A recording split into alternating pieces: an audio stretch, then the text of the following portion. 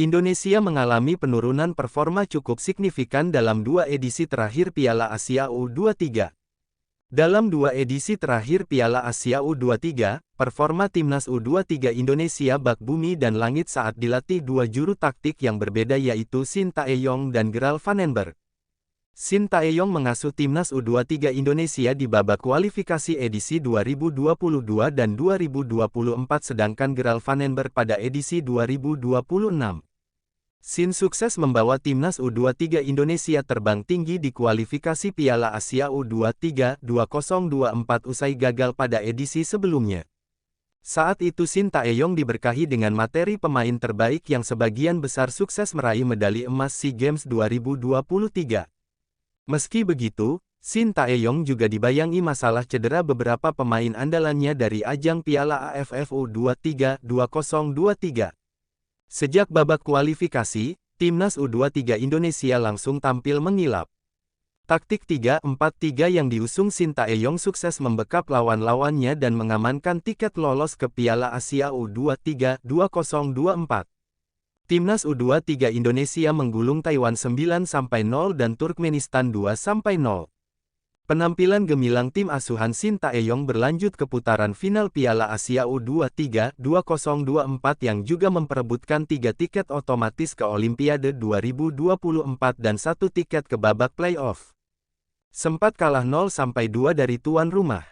Qatar di laga perdana, Rizky Ridho dan kawan-kawan sukses menyapu bersih kemenangan atas dua tim raksasa Asia, Australia 1-0 dan Yordania 4-1 yang membuahkan tiket ke babak perempat final.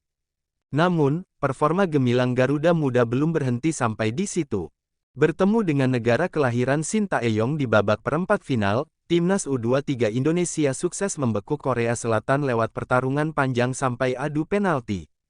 Kemenangan atas Korea Selatan jelas menjadi cerita tersendiri karena mengakhiri tradisi partisipasi Ksatria Taeguk di putaran final Olimpiade sejak edisi 1988. Sayang, keajaiban tersebut berakhir usai timnas U23 Indonesia kalah 0-2 dari Uzbekistan di semifinal dan 1-2 dari Irak di perebutan tempat ketiga sehingga impian tampil di Olimpiade 2024 harus diperjuangkan sampai babak playoff melawan Guinea.